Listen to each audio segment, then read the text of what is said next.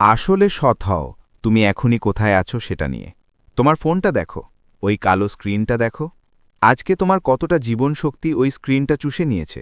তুমি আবার তার শেষ স্ট্যাটাস দেখছো, তার মেসেজের মধ্যে ৩ ঘন্টার ফাঁক বিশ্লেষণ করছো।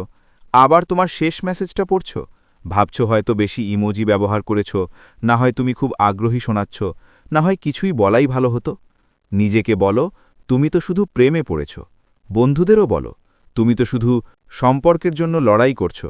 কিন্তু আমি তোমাকে একটা কথা বলবো যা হয়তো কষ্ট দেবে, তবে সেটা তোমাকে মুক্তিও করে দেবে। তুমি ওর প্রতি আসক্ত নও, তুমি আসক্ত তার নিরাপত্তার অনুভূতির প্রতি। এখন তোমার নার্ভাস সিস্টেম ওর স্বীকৃতিকে অক্সিজেনের মতো মনে করছে। ও যখন দূরে সরে যায় তখন তোমার মনে হয় যেন তুমি শ্বাসরুদ্ধ হয়ে যাচ্ছ। আর যখন ও অবশেষে মেসেজ করে তখন তুমি ভালোবাসা অনুভব করো না, তুমি স্বস্তি পাওয়ার অনুভূতি পাও। আবার শ্বাস নিতে পারার সেই রেশ অনুভব করো। এটা কোনো প্রেমের গল্প নয়, এটা একটা রাসায়নিক চক্র। আর আজ আমরা সেটা ভাঙব। আমরা আমরা তোমাকে তার সামনে ঠকানোর কোনো খেলায় পারদর্শী হতে শেখাবো না। আমরা তোমাকে শেখাবো সত্যিকারের উচ্চ স্তরের বিমুখতার শিল্প। নিজের রাজ্যে ভিক্ষুক হয়ে থাকা বন্ধ করার সময় এসেছে। প্রথমে বুঝতে হবে কেন তুমি তাকে নিয়ে ভাবা বন্ধ করতে পারছ না। ভাবো, মায়া নামক একজন আছে। মায়া একটা স্লট মেশিনের সামনে দাঁড়িয়েছে। যদি সে প্রতিবার লিভার টানলে জিতত তাহলে একসময় সে বিরক্ত হয়ে যেত। যদি প্রতিবার টানলেও জিতত না তাহলে সে চলে যেত। কিন্তু যদি মেশিন মাঝে মাঝে পুরস্কার দেয়, কখনো জয়, কখনো পরাজয়, কখনো বড় ইনাম, তারপর আবার নীরবতা, এটাকেই বলে মাঝে মাঝে পুরস্কৃত করা। বিজ্ঞান যেটাকে সবচেয়ে আসক্তিপূর্ণ মানসিক প্যাটার্ন হিসেবে চেনে। যখন ওর মনোযোগ একরকম থাকে না, একদিন গরম মেজাজ, পরের দিন ঠান্ডা, তখন তোমার মস্তিষ্ক দারুণ পরিমাণ ডোপামিন তৈরি করে। তুমি একদম তোমার আবেগ নিয়ে জুয়া খেলছ, ভালো সকালে মেসেজ পাওয়ার অপেক্ষায়। এখন একটু কথা বলি, এভাবেই মস্তিষ্ক অনিশ্চয়তাকে বোঝে। কিন্তু যদি এই উদ্বেগ তোমার ঘুম, কাজ বা স্বাস্থ্যের উপর প্রভাব ফেলে, তাহলে দয়া করে পেশাদার সাহায্য নেওয়ার কথা ভাবো। তোমার একা লড়াই করতে হবে না। এটা একলা করো, কিন্তু আমাদের অধিকাংশের জন্য এটা এমন একটা অভ্যাস যা আমরা ভাঙতে পারি। সমস্যা তুমি দুর্বল হওয়াটা না, সমস্যা হলো তুমি চাপ তৈরি করছো। সমাজবিজ্ঞানে একটা ধারণা আছে যাকে বলে কম আগ্রহের নীতিমালা। এর মানে হলো যে সম্পর্কের ওপর কম নির্ভরশীল সেই ব্যক্তি বেশি প্রভাবশালী হয়। কিন্তু আমি চাই না তুমি ক্ষমতা নিয়ে ভাবো। ক্ষমতার খেলা বিষাক্ত। আমি চাই তুমি সার্বভৌমত্ব নিয়ে ভাবো। ভাবো তোমার হাতে এক মুঠো শুকনো বালি ধরে আছো। যদি তুমি কঠোরভাবে হাত চেপে ধরো, ভয়ে একটা ছোট দানা হারানোর চিন্তা করো, কি হয়? চাপের কারণে বালি বেরিয়ে যায়, তোমার আঙ্গুলের ফাঁক দিয়ে সরে যায়। কিন্তু যদি হাত খোলা রাখো আর আরাম করো, বালি ওখানেই থাকে, নড়চড়ে করে না। আকর্ষণও ঠিক এইরকম কাজ করে। তুমি বলতে পারো, আমি তো মেসেজ করিনি, আমি ঠান্ডা মাথায় আছি। তো সে কি চাপ অনুভব করবে? করে, কারণ আচরণ কখনো মিথ্যে বলে না। সে তোমার ছোট ছোট সিগন্যাল পড়তে পারে। সেটা তার মেসেজের ৬ ঘন্টা পরেও তুমি যেভাবে সঙ্গে সঙ্গে রিপ্লাই দাও তাতেই বোঝা যায়। শুধু নিশ্চিত হওয়ার জন্য একটা মেসেজ দিচ্ছ যে সে রাগা না। তোমার কণ্ঠস্বরের টোনটা একটু বেশি আগ্রহী শোনাচ্ছে, যেন কাউকে খুশি করতে চাও। যখন তুমি চিন্তিত থাকো তখন তুমি একটা অদৃশ্য চাপ তৈরি করছো। চুপচাপ তোমার আবেগের ভার তার কাঁধে চাপিয়ে দিচ্ছ। তুমি বলছো, দয়া করে আমাকে আশ্বস্ত করো যাতে আজ আমি ভালো বোধ করতে পারি। বিশেষত যাদের অ্যাভয়েডেন্ট অ্যাটাচমেন্ট স্টাইল আছে তাদের জন্য এটা যেন শ্বাসরোধের মতো লাগে। তার স্বভাব হলো তোমাকে আঘাত দেওয়া নয়, বরং একটু দূরে সরে গিয়ে শ্বাস নিতে চাওয়া। আলাদা থাকা মানে শুধু হাতে হাত মেলানো। তুমি তোমার সুখের ভার ওর কাঁধ থেকে নামিয়ে নিয়ে ওটা আবার নিজের ভিতরে রাখো, যেখানেই ওটা থাকার কথা।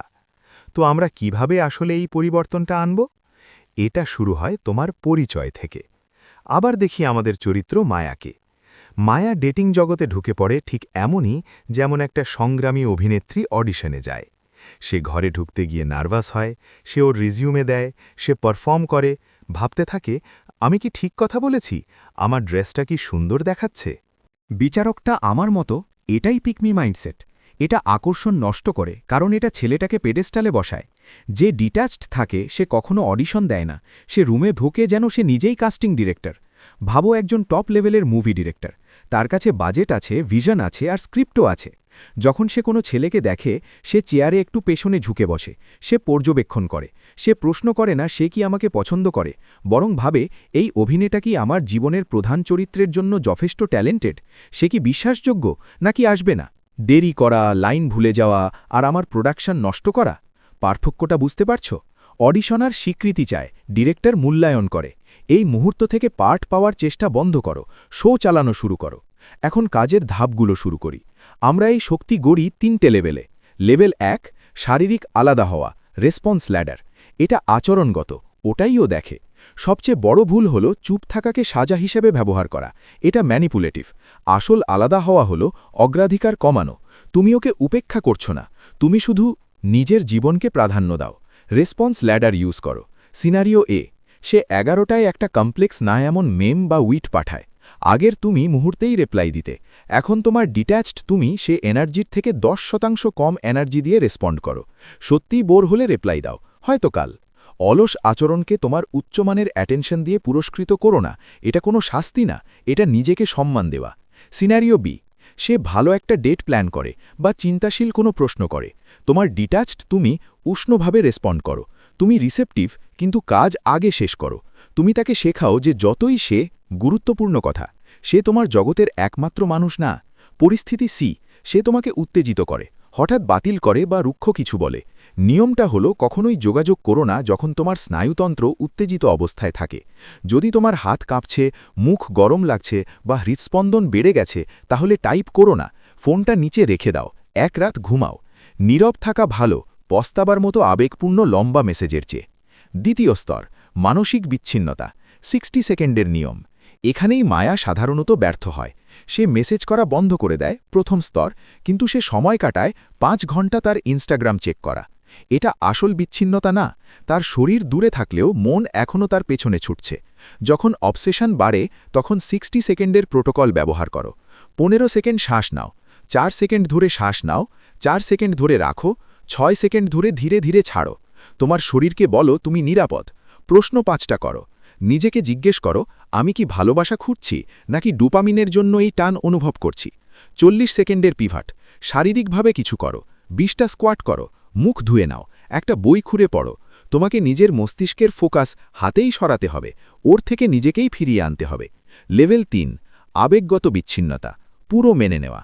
এটাই লক্ষ্য। বেশিরভাগ উদ্বেগ আসে ফলাফল নিয়ন্ত্রণ করার চেষ্টা করে। পুরো মেনে নেওয়া মানে সম্পর্কটা দেখে ভাবা, আমি চাই এটা ভালোভাবে চলুক, আমি ওকে চাই, কিন্তু যদিও চলে যায় তবুও আমি সম্পূর্ণ থাকব। এটা হলো তোমার দরকার আমার বাঁচার জন্য, আর আমি তোমাকে চাই কিন্তু তোমার ছাড়া বাঁচতে পারি, এর মধ্যে পার্থক্য। যখন তুমি এই পর্যায়ে পৌঁছাও তখন ডিমের খোসার উপর পা দেওয়া বন্ধ হয়। তুমি সৎ হয়ে ওঠো, তুমি নির্ভীক হয়ে ওঠো। আর আশ্চর্যের ব্যাপার হলো সেই নির্ভীকতা অন্যদের আকর্ষণ করে।